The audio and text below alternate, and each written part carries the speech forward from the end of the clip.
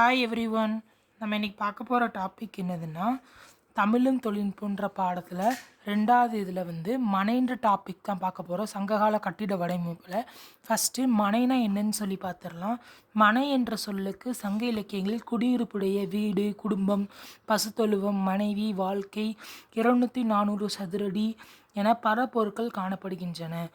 அதாவது மனைனா நம்ம என்னென்ன அர்த்தம்னு சொல்கிறோம், வீடுன்னு சொல்லுவோமா, குடும்பம்னு சொல்லுவோமா, பசுத்தொழுவம், மனைவி, வாழ்க்கை, 204 சதுரடி, குழி, இந்த மாதிரி பல பொருட்கள் இருந்தாலும் நம்ம இப்போ மனைனா என்னன்னு சொல்கிறோன்னா வீடுன்னு தான் சொல்கிறோம் மிகுதியாக அப்படிங்காங்க. நெக்ஸ்ட்டு வீட்டு மனைகள் 2 வகையாக பிரிக்கிறாங்க. ஒன்று சிற்றில் நுணுப்பேரில். சிற்றில்னா சிறுகுடி, சிறுவீடு, சிறுமியர் கட்டி விளையாடும் மணல் வீடு என தமிழ் அகராதியில் பொருள் கூறுகின்றது. சிற்றில்னா சிறுவீடு, குட்டி குட்டி வீடுகளை தான் சிற்றில் அப்படிங்கும். இது மணலில் கட்டி இந்த குழந்தைங்களாம் விளையாடும்ல அந்த வீடு கூட சொல்லலாம் அப்படின்னு தமிழ் அகராதியில் பொருள் இருக்கான்.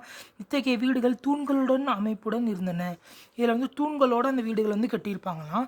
நெக்ஸ்ட்டு சிற்றிலுக்கு அப்படி ஆப்போசிட் தான் பேரில்னு வரும். பேரில்னா பெரிய அளவில் வடிவமைக்கப்பட்ட வீடுகளை பேரில் என்று அழைப்பார். கொஞ்சம் பெருசாக இருக்கும் சிற்றிலை விட. வீட்டின் உறுப்புகள் குலைந்து சிறுகளால் சிதைக்கப்பட்டு இருந்தாலும் ஒழுகாத நிலையில் பெரிய அளவிலான வீடுகள் இருந்துள்ளன. அதாவது செதுக்கியிருப்பாங்களாம் குலைந்து, ஆனால் ஒழுகாத நிலையில் இருக்குமா அப்படின்னு சொல்கிறாங்க. அந்த வீட்டு பகுதியின் வடிவமைப்பும் பயன்பாடும். இதில் பார்த்திங்கன்னா முன்றில், வீட்டின் முன்பகுதியை தான் முன்றில் அப்படிங்கும். வளர்ச்சி காலங்களில் உள்ள வீட்டின் கட்டமைப்புக்கும் இடம்பெறுகின்ற இப்பகுதி முட்டம் என்று அழைக்கப்படுகிறது. மூன்றிலோட வேறு இன்னொரு பேர் என்னன்னு சொல்லி கீழே என்னன்னு சொல்லி கொடுத்துருக்கேன் பார்த்துக்கோங்க. முட்டம் என்று சொல்கிறாங்க. நெக்ஸ்ட்டு மூன்றில் பயன்பாடு மிகுதியாக இருந்தது என்பதை பழந்தமிழ் மக்கள் வாழ்வியல் மூலம் நாம் அறிவலாம் அப்படிங்காங்க. நெக்ஸ்ட்டு குறிஞ்சி நில குடியிருப்பில் மூன்றில் அமைப்புகள் திறந்த வெளியில் இடமாக காணப்படுகின்றன. இவ்வமைப்பில் செடி கொடிகள் வளர்ந்து படர்ந்து பந்தல் போல் இருப்பதால் உறங்கி ஓய்வெடுக்க கூடிய இடமாக இருந்தது. அந்த குறிஞ்சி நிலத்தில் பார்த்திங்கன்னா இந்த செடி கொடியெல்லாம் வளர்ந்து படர்ந்து பந்தல் மாதிரி வெளியில் தொங்கிட்டு இருக்கும்ல. நைட் நேரங்கள்லாம் வெளியில் பறக்கும்போது நல்லா ஜில்லு ஜில்லுன்னு காற்றடிக்கணும் மரத்தோட அசைவில். அந்த இதை தான் சொல்லியிருக்காங்க கீழே உள்ள பாயிண்டில். நெக்ஸ்ட் இறப்பை அமைப்பு. தாழ்வாரத்தின் இறங்கிய பகுதி இறப்பை எனப்படும். அந்த தாழ்வாரத்தோட சின்ன இறங்கிய பகுதியை தான் நம்ம இறப்பை அப்படின்னு சொல்கிறோம். இறைவானம் என்று சங்ககால இலக்கியங்களில் சுட்டி காட்டப்படுகிறது. அதுக்கு இன்னொரு பேரை என்னன்னு சொல்கிறாங்கன்னா இறப்பை அமைப்புக்கு இறை அல்லது இறைவானம் அப்படின்னு சொல்கிறாங்க இலக்கியங்களில். திணை அமைப்பு. திணை, தெற்றி, வேதிகை, பீடிகை என்னும் சொற்களால் குறிப்பிடப்படுகிறது. திண்ணையை நம்ம என்னன்னு சொல்கிறோன்னா தெற்றி, வேதிகை, பீடிகைன்னு இந்த மாதிரி வேறு பெயர்கள்லாம் சொல்கிறோம் திண்ணையை. வீட்டின் முன்பகுதியில் மேடை போன்று அமைக்கப்படும் இடத்திற்கு திண்ணை என்று பொருள். நம்ம வீட்டு கட்டும்போது பழைய காலத்து வீடெல்லாம் பார்த்திங்கன்னா இந்த திண்ணை வச்சு கட்டுவாங்க. வெளியில் வசதியாக உட்கார்றதுக்காண்டி அப்படின்னு சொல்லி திண்ணையை வச்சு தான் கட்டுவாங்க. அந்த காலத்து வீடுகள்லாம் பார்த்திங்கன்னா நல்லா தெரியும். அமர்வதற்கும் உறங்குவதற்கும் ஓய்வெடுப்பதற்கும் விளையாடுவதற்கும் என்ற தேவையின் அடிப்படையில் வடிவமைக்கப்பட்டது இது திகழ்கிறது. நான் ஏற்கனவே சொன்னேன், நம்ம அந்த திண்ணையில் உட்காந்துனா விளையாண்டுக்கலாம், உறங்கிக்கலாம். ராத்திரி நேரங்களில் வெளியில் அந்த காலத்து வீடுகளெல்லாம் அப்படி கட்டியிருக்காங்க. நெக்ஸ்ட்டு கட்டுமான கலையின் பொதுவான உறுப்புக்கள். கடைக்கால் என்பது ஒரு குறிப்பிடப்பட்ட இடத்தில் குறிப்பிடப்பட்ட நேரத்தில் பூமியில் தோண்டப்படும் குழி அல்லது பள்ளம். இது அஸ்திவாரம் போட பயன்படுகிறது. கடைக்கால்னால் என்னதுன்னா ஒரு குறிப்பிட்ட இடத்துல ஒரு குழி அல்லது பள்ளம் மாதிரி தோண்டுவாங்களாம். அதை தான் நம்ம கடைக்காலுங்கும். இது எதுக்காண்டினா வீடு கட்டுறது அஸ்திவாரம் அப்படின்னு போடுவாங்க. அந்த இதுக்காண்டி. அடுத்து அஸ்திவாரம் ஆரம்ப காலத்தில் நிலத்தின் மேல் அமைக்கப்பட்ட முதல் உறுப்பு இதுவே ஆகும். அஸ்திவாரம் தான் ஃபஸ்ட்டு போடுவாங்க வீடு கட்டுறதுக்குலாம் முன்னாடி. அதற்காக சுண்ணாம்பு மற்றும் கருப்பட்டி போன்ற பொருட்களை பயன்படுத்தப்பட்டு இருக்கின்றது. இந்த அஸ்திவாரத்துக்கு மெயினான பொருள் என்னதுன்னா சுண்ணாம்பு, கருப்பட்டி போன்றட்ட பயன்படுத்தியிருக்காங்களாம். பல ஆயிரம் ஆண்டுகள் கடந்தும் நிற்கக்கூடிய கட்டமைப்புகள் உருவாக்கி இருக்கிறார்கள். அதற்கு காரணம் அன்றைய சூழலில் எளிதாக இயற்கையாக கிடைத்த பொருட்களை அவர்கள் சரியான முறையில் பயன்படுத்தினார்கள்.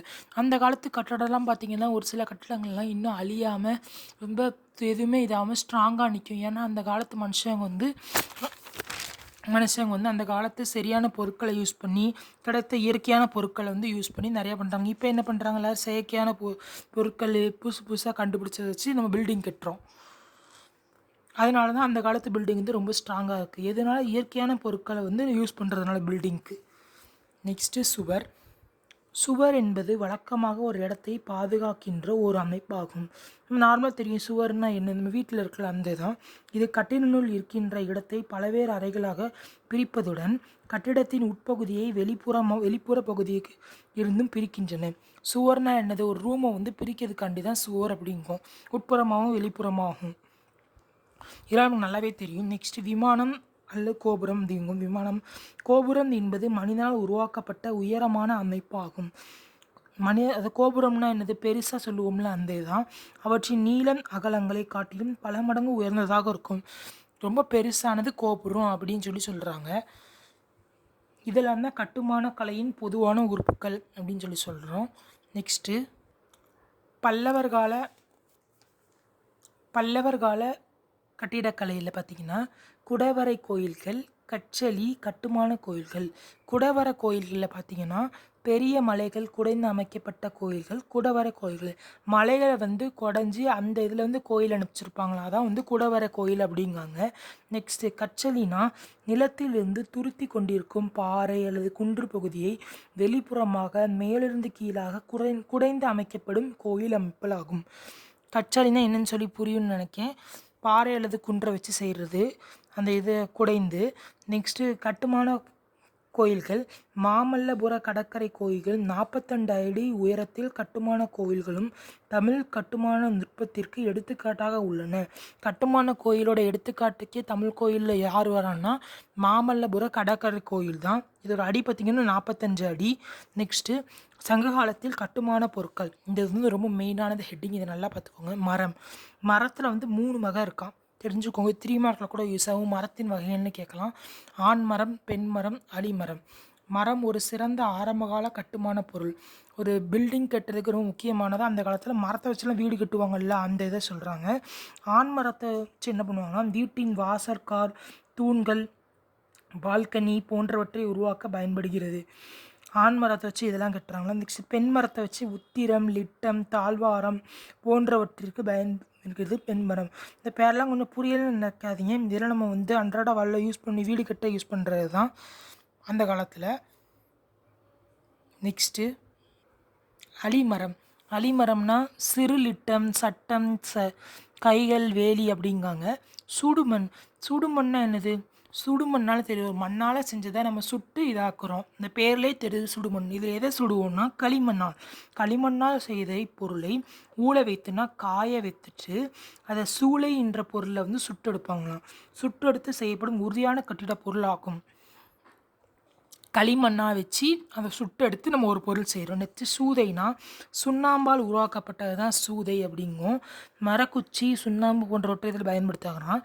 இப்போ சுண்ணாம்புக்கு பதிலாக தான் சிமெண்ட்டுன்னு சொல்லி வீடு கட்டுறதுக்கு பயன்படுத்துகிறோம். மரக்குச்சிக்கு பதிலாக தான் இந்த இரும்பு கம்பியை பயன்படுத்துகிறோம். அந்த காலத்தில் பயன்படுத்துனது சுண்ணாம்பும் மரக்குச்சியும்.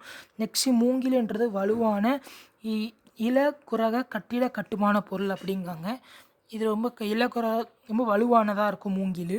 நெக்ஸ்ட் வைக்கோல் வந்து ரொம்ப வலிமையான கட்டுமான பொருள் தான். இது ரொம்ப பழமையானதுமா. சுவர்கள் அதிக சுமைகளை தாங்கும் அளவிற்கு உறுதியானவை. சுவர்கள் வந்து ரொம்ப ஸ்ட்ராங்காக இருக்கிறதுக்கு இது வந்து ரொம்ப வைக்கோல் ரொம்ப உறுதியானதாக இருக்குமா அந்த காலத்தில் வீடு கட்டுறதுக்கு. நெக்ஸ்ட்டு செங்கல் பார்த்திங்கன்னா நீடித்த மற்றும் வலிமையான கட்டுமான பொருள். ஒரு செங்கல் களிமண் தாங்கும் மண், மணல் மற்றும் சுண்ணாம்பு பொருட்களால் ஆனது.